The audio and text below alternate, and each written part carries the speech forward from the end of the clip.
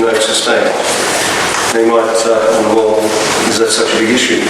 For them it is a big issue because without public toilets, that's one of the reasons that is being used that they can't have public transport, because it's a terminating point and the bus drivers need somewhere to refresh themselves, or the way they want to describe it. But the government won't support them in their quest for the toilets, and having got $20,000 from the federal government, even $20,000 co-contribution is going to be too expensive. Now, I'll come back to all the things that we are doing, what this government's doing. I'm sorry, this isn't meant to be a political speech. I'm talking about an actual event that's happening in the community, so I'll temper my statements a little bit. What Shane Rattenbury and TAMS have suggested to this community is that maybe we could look at it if you could help us with the expense by cleaning your own public toilets. Now, you think about any of the suburbs you live in, do you think anyone would ever ask you to clean your own public toilets? And this is I feel very, very angry about this topic because it's a community that needs more assistance, yet they're getting less assistance than anywhere else. So that's the role of all of us in the Assembly as local members, to get involved in what the issues are, to try and represent those local communities in the Assembly, and to try and get some action. We've been involved in areas like the brickworks, the Yarrawonga brickworks, where the community felt that it was very, very much over the odds, the way that the LDA was presenting what was going to happen in their area.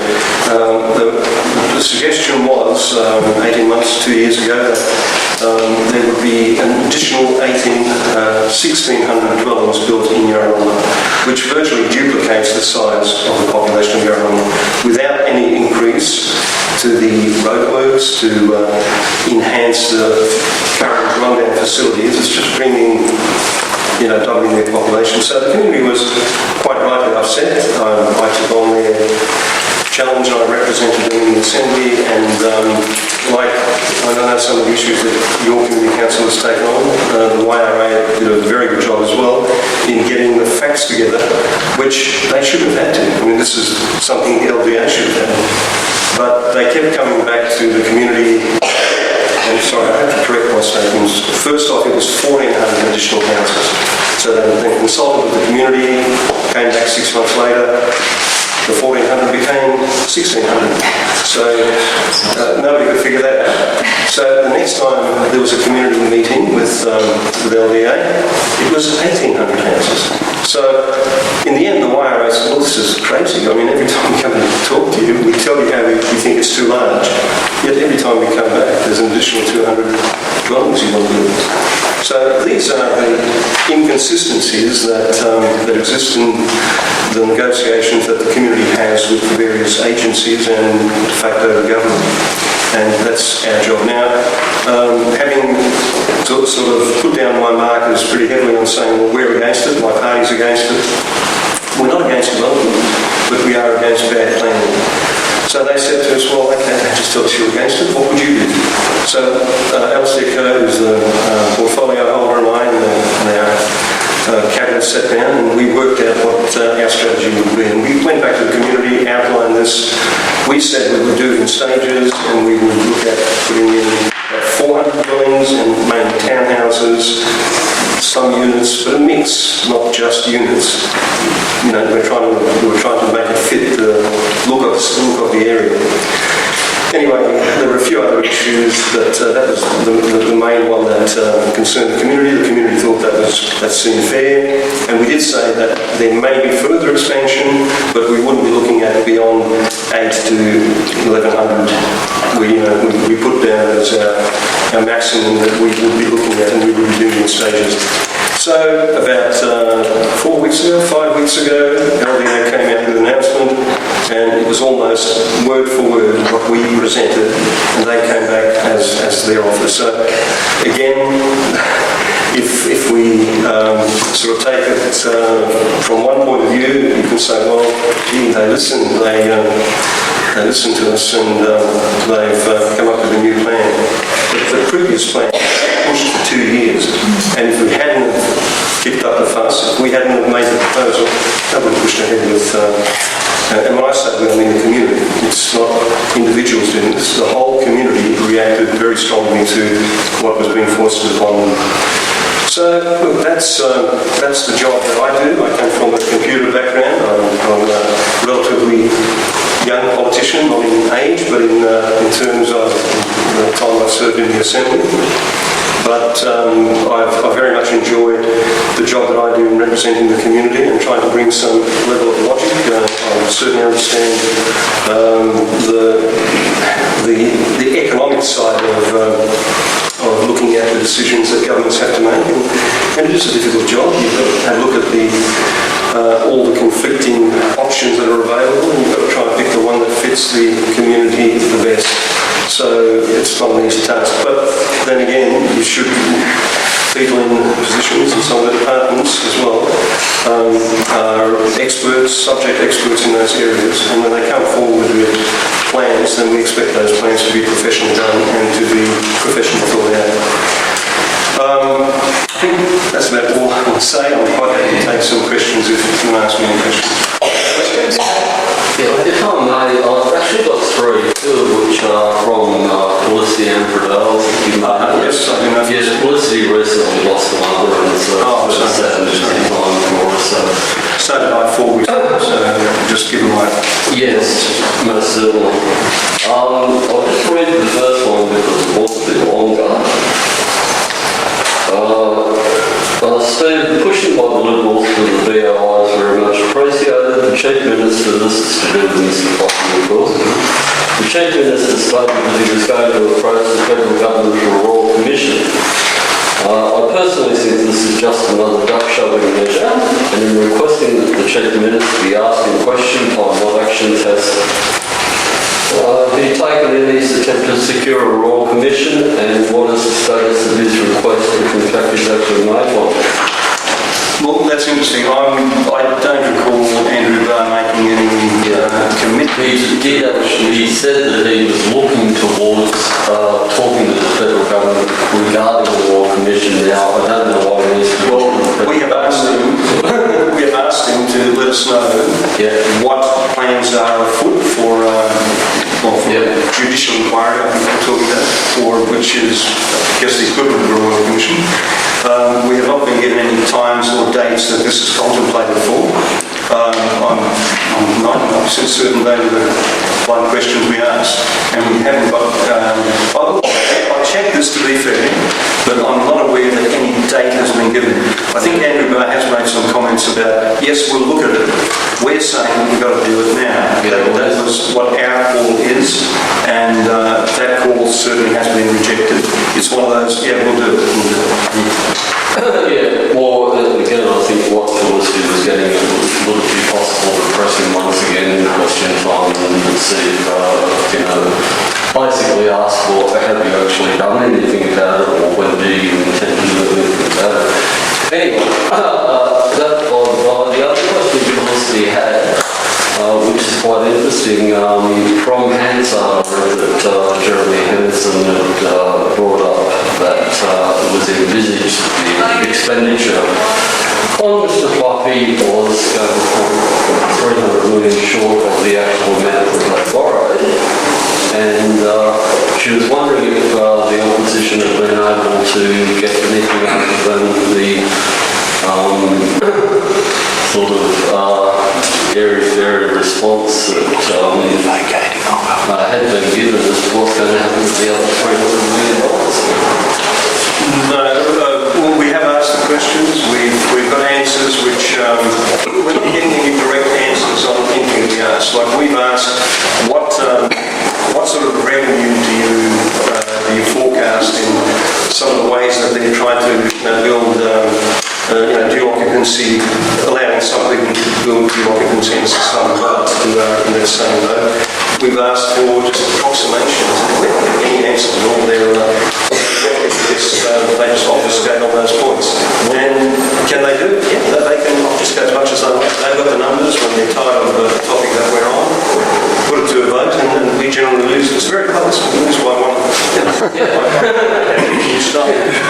And just on the, and please give my regards to Stephanie and my condolences. those things again. And we are happy to take questions on board from any members of the community. That's our job again. If you're not getting the answers, we can certainly try, and we can put it on record. I mean, the issues that we bring before question time and before the Assembly are all issues that basically should be very important to you. Quite frankly, we sort of feel we're working in a vacuum because the question time is sometimes fairly robust, yet there's nobody in there. We're talking to each other, and it's sort of very much of a non-community event. Very little of it gets reported. I mean, I think there's I've torn my hair out on a couple of motions that I've wrote, especially the Notrh estate. Nobody wants to worry about them. So the coverage of what goes on in the Assembly is sometimes not as much as we'd like it to be. And what I'm trying to suggest is that if you want to know a little bit more about what's happening, you're welcome to come in there and you can see and hear for yourself some of the things that I've said. Now, at one point in my speech this afternoon, I was speaking about community councils, and I touched upon the work that the Oaks Estate Progress Association that I've already told you the story, so I won't repeat that, but I basically brought forward the fact that they've got a very high social housing community. They've got a lot of parolees. They've got one shop in the area, and that's a grog shop. So these are all... We used to have a What's that? We used to have two. Yeah. So, are you from there? No. Sorry. A little bit one again, sorry. So anyway, I tried to speak out, but a constant complaint that we also get back from the community generally, and from community councils, I'm not sure if I've heard this from you, but is complaints we get is that this government doesn't consult and doesn't listen to the views of the community. And we're saying that we understand why now. The Chief Minister has set out the official opinion of the government to community councils. Chief Minister Barr has told us and community councils across Canberra quite clearly what he thinks about them. He said recently, and this is I'm now quoting Andrew Barr's words, the idea that a community council is in any way representative, given that most of the attendees are of one particular gender in some councils, and again, way out of connect with the demographic distribution of people living in particular regions. Is another example of where communication needs to be much broader. Is it normal that he never turned out for this? Well, this is it. I've never seen Andrew Barr in any of the community councils that I attend, and nor have I seen too many of his ministers. And what I say, I'm your local member, I'm not your only local member. You've got 3 other members who are ministers, and we're talking about Mr. Rattenbury, Mr. Corbell and Mr. Barr. Now, if they come along and listen to what the community wants them to hear, then they may not make statements like that.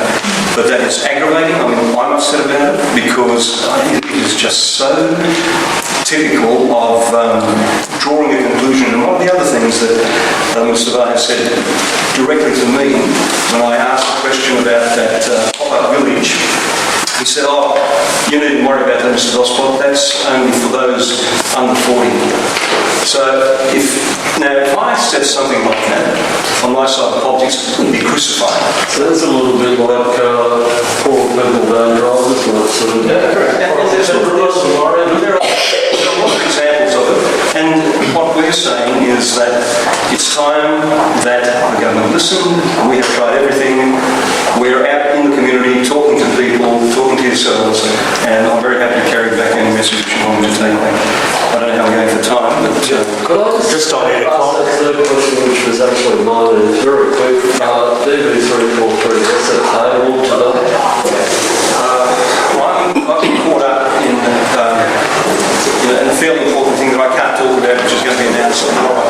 So I'm afraid I didn't spend a lot of time in the chamber. I've been walked away and some information was released which so I can't say any more about that at the moment. So I don't know, but I think it was meant to be. It was meant to be tabled, and I think meant to be variation for dual occupancies? Yes. That was certainly mentioned in the today. I'm pretty sure it was. Now, if it was, it would have gone the way that the government wanted it to go, as I understand. That's of course depending on Mr. Ratton. On what? Well, yeah, that's true. This morning from someone.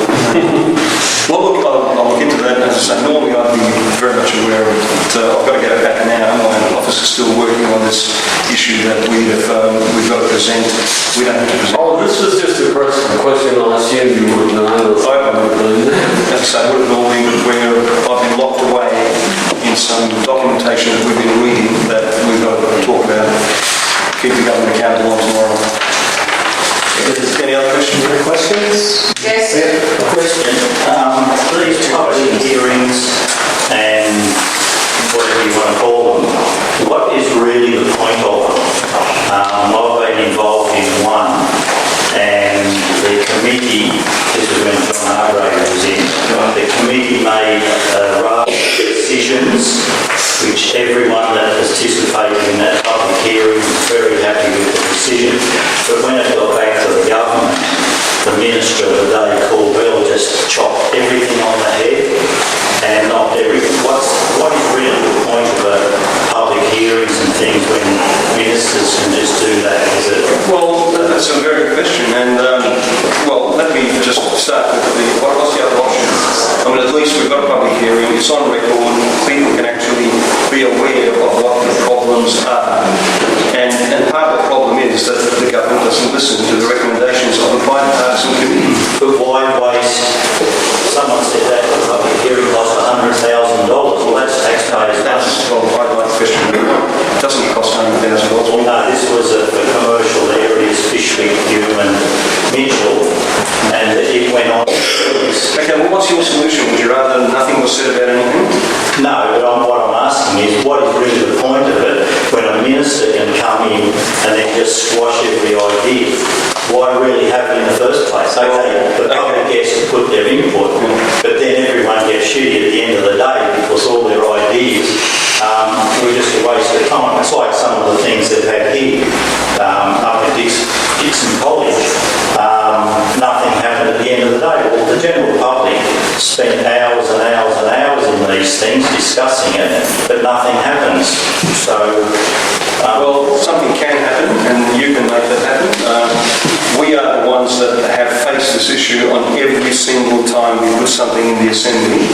And Shane Rattenbury has never voted with any of the motions that I've put up, and I tend to have fairly community-oriented motions, which I thought Shane would have been quite happy to come to the party on, including the Tilapia Park issues, where Shane's got a lot of credit for it, but when you look at it, he voted against his own amendment to my motion and said that he's got a better deal with the Chief Minister, that's why he did that. Now, the community doesn't think so. The community wanted Shane to amend my motion to have certain things happen. So what I'm getting at is a lot of promises are made, and we've got a very comfortable government. They feel that they can say whatever they want, they can do whatever they want, and they will be returned. And that's happened for the last 4 elections, and they feel that they can do it again. So it's up to the community. I mean, you have got a say, and you can make that say fairly strongly. what do you do next once the minister sticks his nose in it and knocks everything on the head? What's the community's next step to do? Steve just saying there's something called elections. And I guess noticing there's another question over here. That doesn't do anything. That's every year's away. I can't, that's not a couple of years away. It's not. No, this now is, but yeah, it's too long away for certain. Well, Sorry, okay, I've got one more question. I've got another question over here, okay? So you have your chance. This week there's been an announcement by 2 ministers outside Lyman Primary about the use of mobile speed vans outside schools. And there's a variety of schools throughout Canberra that are facing congestion, road rat racing, etc., etc. Yep. Last time the Liberals were promising that if they were made government, that they would be be considering flashing lights. Yep. Is it likely that that sort of idea might be back on the table? As I said to, I'm not here to announce policies, but you're absolutely right. That was the policy at the last election, and I intro education, and all I can say to you is that was a good policy that we had then, and I don't see any need to do that, but I'm not announcing any policies here today, if you understand my position. Okay, anything else? We can now move. Okay, thank you very much, Steve. Appreciate your time.